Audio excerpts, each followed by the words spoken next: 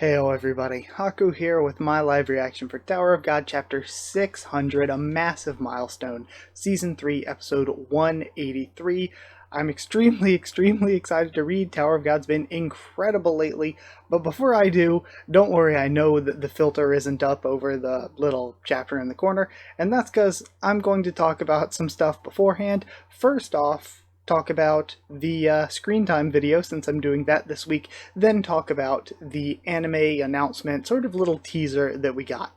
So first things first, to talk about the Screentime video, I am so excited to finally do this. It'll be up later this week, the top 100 characters by Screentime as of chapter 600. I said when I did the chapter 500 video that I would do one every 100 chapters. That's roughly every 2 years, not counting hiatus time. So here we are. That's what I'm going to be doing this week. I'm so excited. I'm probably going to be sharing it to all the other Tower of God YouTubers and streamers and stuff and being like, hey, if you want to do a reaction to it, you can, because I love watching other people's reactions and stuff to stuff like that. And I love talking with all of you about it. I'm just really excited to do this. And one thing that I wanted to bring up to you all that I talked about with, shout out to Eligius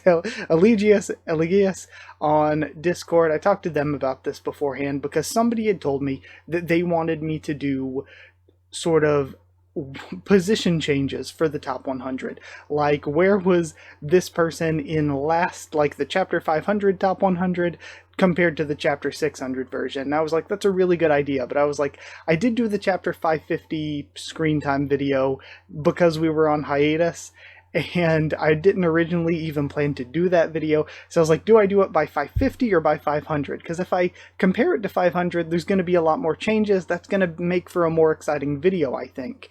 And they backed me up and said doing it by 500 is a good idea, because I don't plan to do it again until 700.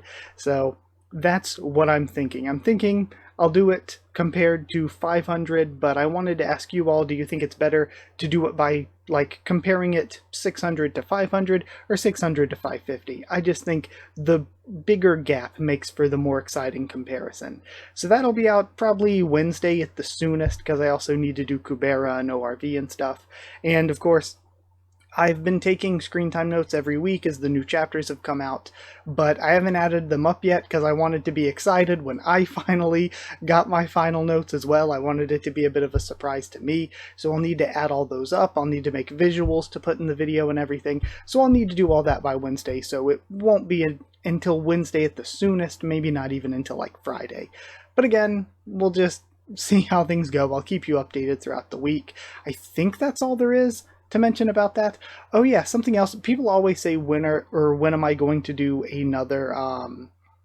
another character poll? That's something I get asked a lot, and it's only been a year and a half since the last one, really. Only 50 chapters, that's not that long. So I've kind of toyed with the idea of also doing another one every 100 chapters. It's just that that's a very big project. That is a lot to organize, and I'm sure I'll have the help of a lot of wonderful, amazing people like I did last time, but it is a lot to organize that. So maybe at chapter 650 we might do another character poll. If so, that'll be early next year unless we go on a hiatus, and it will be exciting to see how things change there, because the landscape of the Tower of God fanbase may change with season 2 of the anime coming in.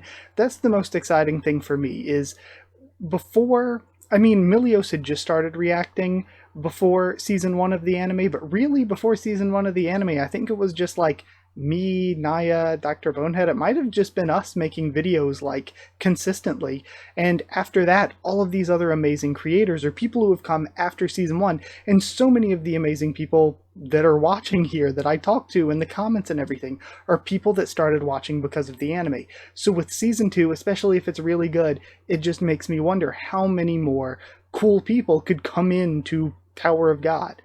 So that's very exciting. And again, to bring that up, 2 of you asked me, thank you so much. It's always nice to see people excited for things. 2 of you asked me to react or talk about the teaser that we just got for season 2, and I can't really react to it because I already saw it. I saw it like early yesterday and then threw it in like the Tower of God YouTuber group chat. So I've already seen it, but I will talk about it. Things that people are talking about is the art style. I've seen some people not liking it. I think it looks good. Some people really liking it and thinking it's a good change. I think generally it looks nice, and it's probably going to look nice, but we've barely seen anything. What we have seen looks very good. And I think that the anime in general will look very good because Season 1 looked good, and that was like 4 years ago. And as somebody who's been watching a lot of anime to do stuff with for the channel, something that I've talked about is over the past couple of years, anime has just gotten really good. Like, even in the early 2010s, it was like you'd have really good looking shows, and then you'd have like your mid-level shows that are kind of animation-wise, and then your lower budget shows.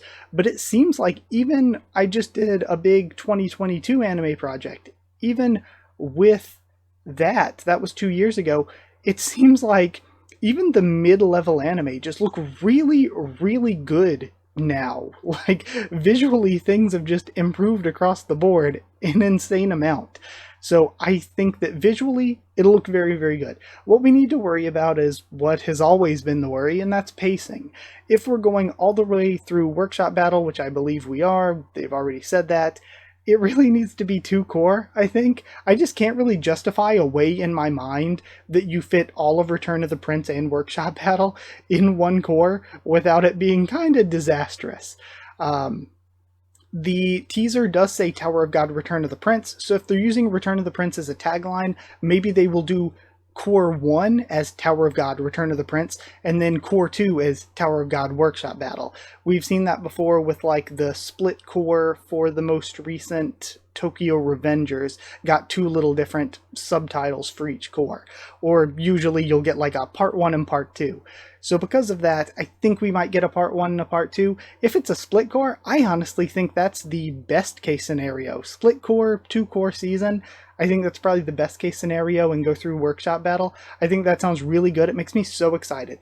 The 21st floor stuff is, or is it 20th floor? It might actually be 20th floor that I'm thinking of. Yeah, it's 20th. Is really incredible. So like all of the untrustworthy room and the praise stuff is really, really, really incredible. And I'm extremely excited to see that. But then we get into stuff like Hand of Arlen, and Hand of Arlen is, to me, like, whenever I'm watching any read through, and I watch like every new read through of somebody new getting into Tower of God that I can, that is always the best section of reactions. That is always the most exciting to watch. The Hand of Arlen stuff is just really incredible, and it leads you into Workshop Battle, and Workshop Battle is once again incredible across the board. So I'm extremely excited to see how they animate One Shot One Opportunity. I think that's something that Ron Can said, that there's just so much that they can do with One Shot One Opportunity. And then you get Battle X Gamble, and Battle X Gamble has so much that you can do with that. And then of course everything at the end, like Raccoon Bomb versus Reflejo, will probably look absolutely insane if they go all out for that as the like finale. I guess that's all that I have to say about pacing and what I'm excited about in that way. Something else to bring up, though, that I've seen a little bit of people talking about is that we in the subtitles will still get the names that we're used to, it seems, because in the interview beforehand, Bomb's voice actor, or now Viol's voice actor, was talking and bringing up Wangnan, and in the subtitles they still use Wangnan, so we will probably get the names that we are used to in the subtitles, but we're gonna have to get used to Bomb yelling Ojinaru, or Ojinaru-san, because Bomb's always super, super polite. Because he does say Ojinaru in the interview when referring to Wangnan, so it seems like in the Japanese version, much like how Bomb is Yoru in the Japanese version in the anime, we are going to be getting the Japanese names. And that's why I didn't have the little thing over the chapter here, because I wanted to bring up, this is Season 2, Episode 21 in the Japanese translation, because I wanted to bring up some of the name differences for the important characters that are coming in with Season 2. And almost all of them are here. The only one that isn't here that I think is an important name change is Hajinsung is changed to Sanada Yutaka, which is a cool name. Don't get me wrong, Sanada Yutaka is a cool name, and the Ha family changing to the Sanada family is weird. I don't think they said Yuri's surname in the anime for the first season, so I don't think they said Sonata there, unless I'm forgetting it. But if they keep that, then the Ha family is just going to be the Sonata family in the anime, but that's not even the weirdest one.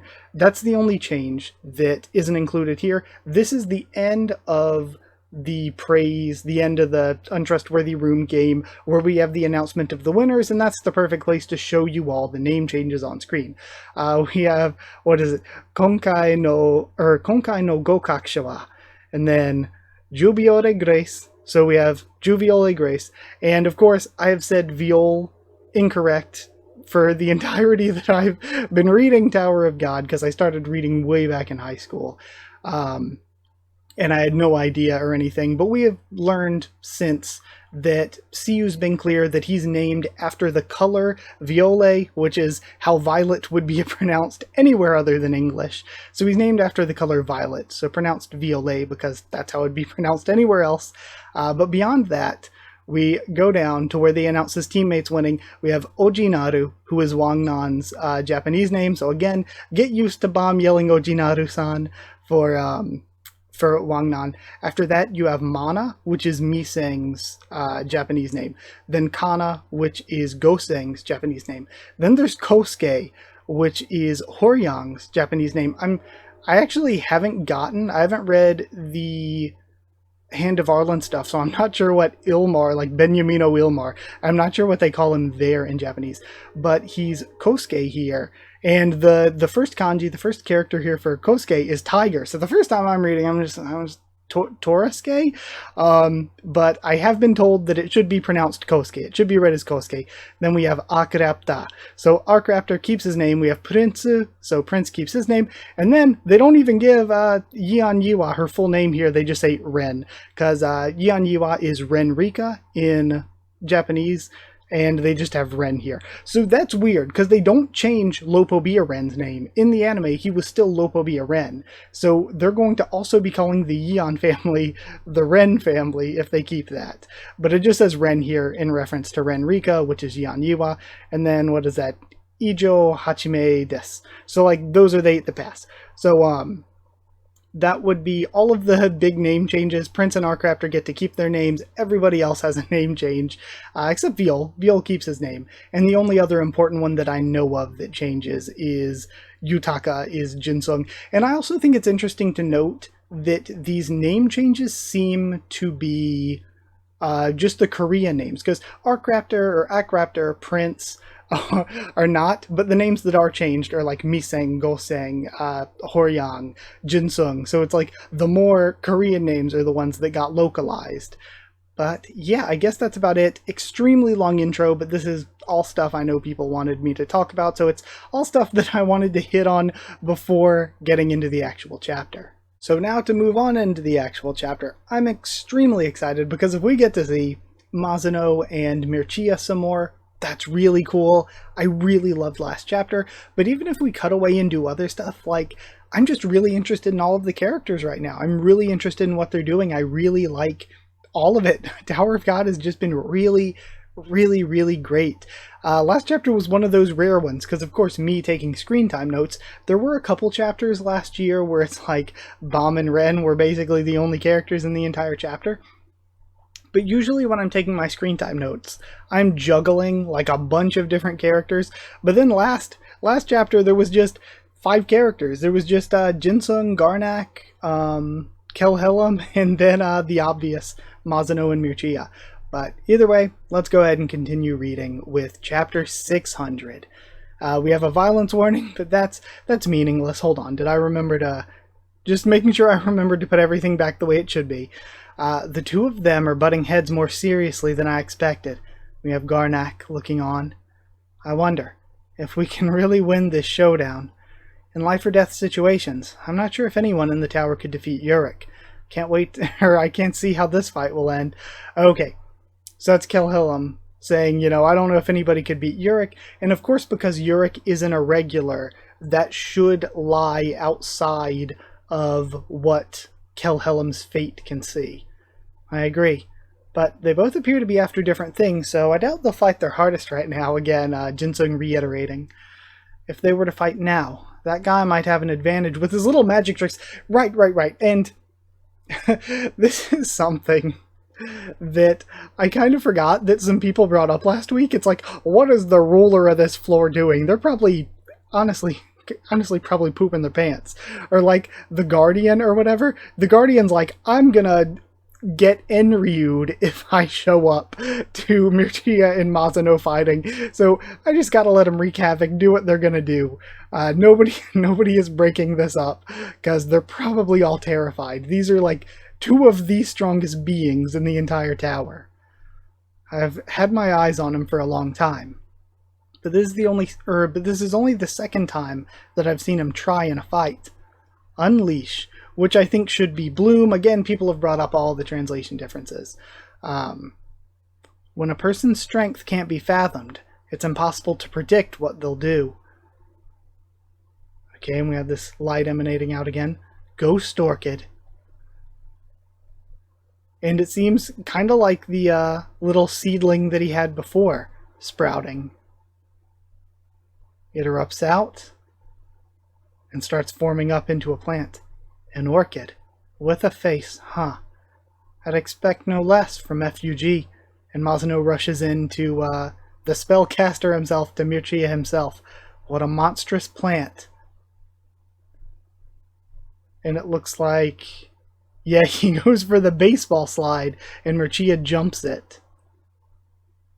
Then Yurik propels himself with his hand, maybe? He's using his hand to get traction, and then kicks upward to stay there with him. And we start seeing this wham. So I guess, yeah, it looks like he did kick him and knock him backwards. But it's very weird looking from this angle. Oh yeah, and we see the face that he mentioned before. Alright, we have Mazano. This thing creeps me out. He grabs onto the stem. Okay, Mirchea looks up at him. And Mazano tears through it. Die. Okay. Yurik didn't even hesitate to get rid of that strange-looking flower. Wouldn't most people assume it's some kind of trap, says Garnak. That's right.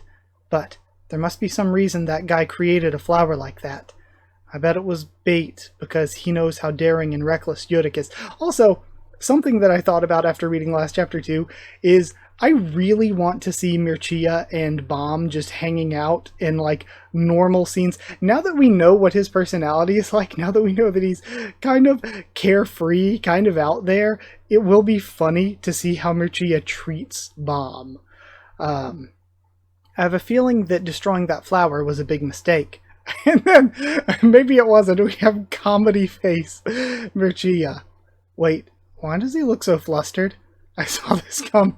And we have Garnak looking completely unimpressed, because he probably knows this is the way Mirchea's personality is. And now we have Jinsung going blank eye like Kelhelm. Was that flower not actually supposed to be destroyed? Then he should have protected it at all costs. Shoot, that was my deadly move. This isn't good. I really want to see him interact with Bomb. Mirchea is quickly becoming one of my favorite characters. And now we get the title screen. The Unauthorized One 3. And here I was thinking this whole time, the Unauthorized One, oh, this is all going to be about Bomb. And it has been very much not about Bomb thus far. Unless you're thinking of it in the abstract, like, oh, they're fighting because of Bomb. But we see is that the face of the flower? And it looks like a sneaker, so I guess maybe it's getting kicked by Mazano? Or is that just straight up? Oh, that's not the hood thing, that's Mirchea's arms. Because I knew it had the little like line across the face like Mirchea, but I was like, the thing over its face is like the hood that the flower was wearing. But no, it's his arms blocking the kick.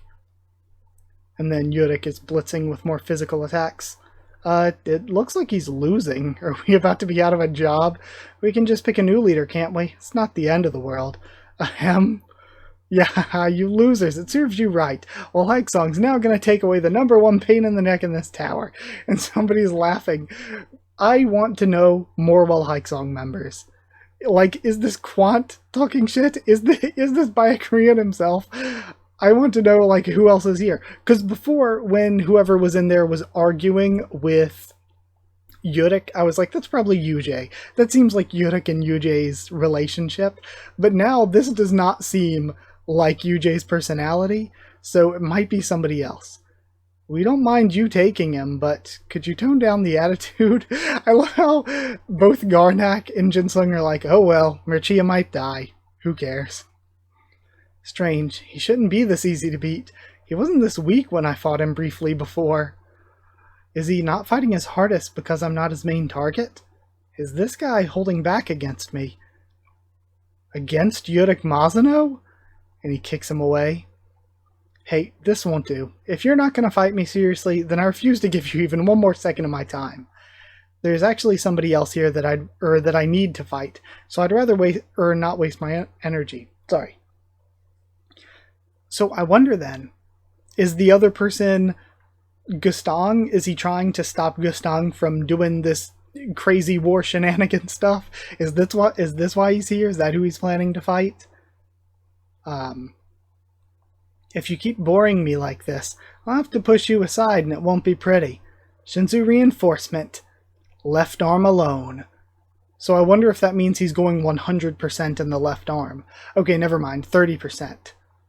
So he's going 30% left arm. Fist of I'm assuming that's just Fist of Gorgons.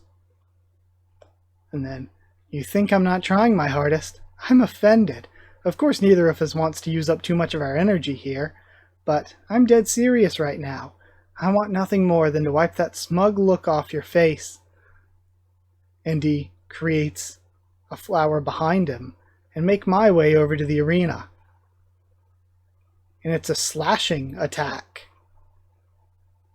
Gah, what was that? Okay, so we managed to knock him off balance before he could attack. The attacks, they just keep coming, and there's more coming in from the flower. Remember that plant you destroyed earlier?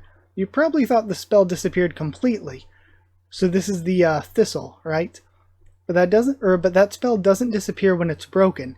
Instead, the plant's spores spread throughout Shinsu and quickly take over the surrounding area. And again, with this being plant stuff, with it being spells, this is probably really connected to some like deep lore stuff. And once the spores have conquered all the Shinsu in the area, right? They use the thin leaves as blades, and they don't stop attacking until they get revenge against the person who harmed them. So he's going full Senbonzakura Kageyoshi on him. Infinite vengeance. Okay. Sorry, just taking in the visuals. Goblin Thistle. So yeah, it was the Thistle from before.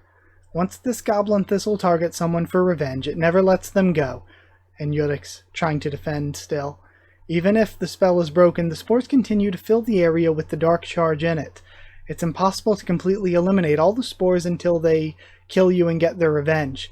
I knew it. This was all part of his plan. I never lost faith in you, my god. They were the ones who doubted you, not me. So I guess that's Kilhelm, like, don't blame me.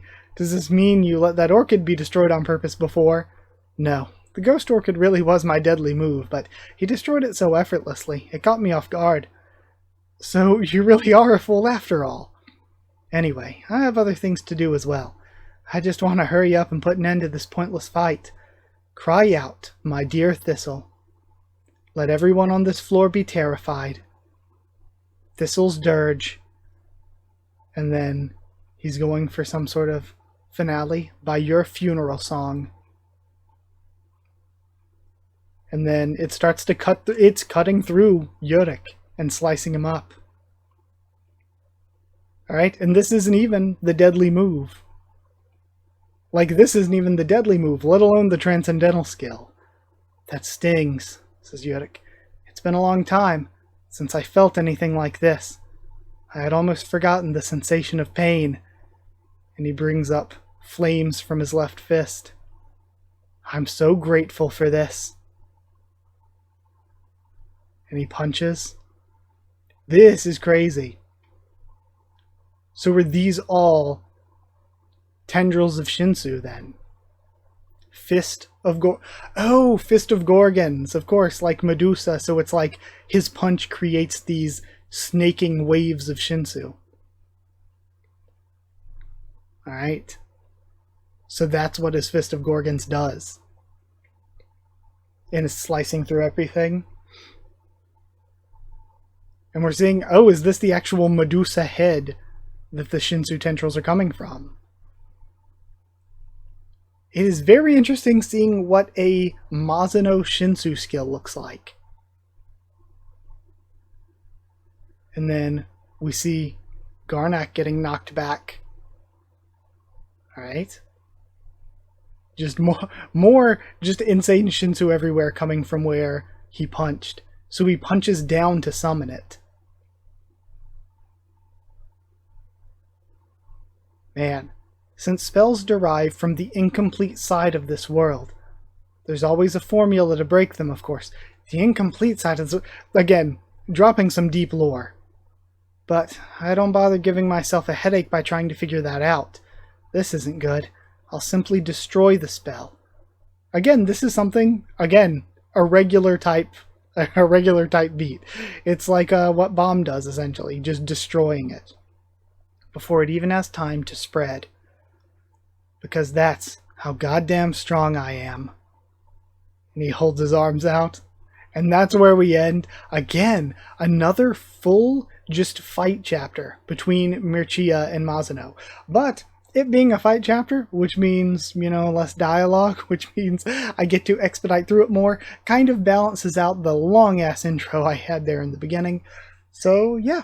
Either way, I need to go and try to get this video up for you all. I loved it once again.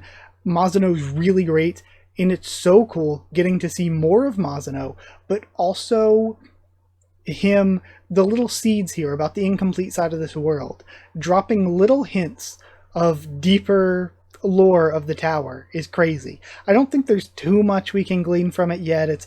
It's one of those things where we just need more information, we need more evidence. I can't really say a lot about it right now. But that's crazy. And very quickly, Mirchea's personality is just really catching me. Mirchea's, sorry, let me show the credits here. Mirchea's personality is just really getting to me. I really, really like it. I really think that he's a very fun character. He's extremely cool, again, dealing damage to Yurik Mizuno and showing to us kind of what a high-level non-irregular is about. Again, using moves that are probably really outside of the rules a bit. We don't really know how spells and stuff work. We don't know what's up with the flower god or god of nature or whatever, but that probably has something to do with it. Again, we're just getting a lot of information that's incomplete. The incomplete side of the information. So we don't know too much about that yet.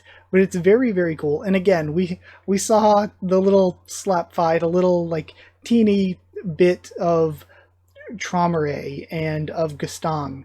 But it is very interesting seeing two people who are, again, probably more powerful than the two of them going at it like this. I think that's pretty insane. We're seeing some of what the heights of Tower of God's power system can do when they're not really trying that much. When they're trying at like maybe 1/3 strength. Again, Mizuno's going only up to like 30%. We know that he didn't even get his deadly skill off, and he didn't pull out the hook or whatever. We know that even Mizuno said it himself that Mirchea is just playing around. So, again, all very, very cool. I need to go ahead and end this so I can get the video up for you all. Thank you so much for watching. Like if you did like the video, comment down there to tell me what you thought of this chapter, my first thoughts and reaction. Again, if you have anything you want to say about the anime stuff that I brought up, anything you want to say about the Screentime stuff, that video will be out later this week. Wednesday at the soonest, maybe Friday-ish. Again, it depends on how long it takes me to get everything made for it, and then actually record it, and then turn all of that into a video. But you will see it at some point soon. And like I said, I do think it'd be really cool if other people do reactions to it, so I hope people do that again. That'd be really fun. But you know, even if they don't, it's still fine. I really am excited to get this video made and out there for all of you. So thank you so much for watching.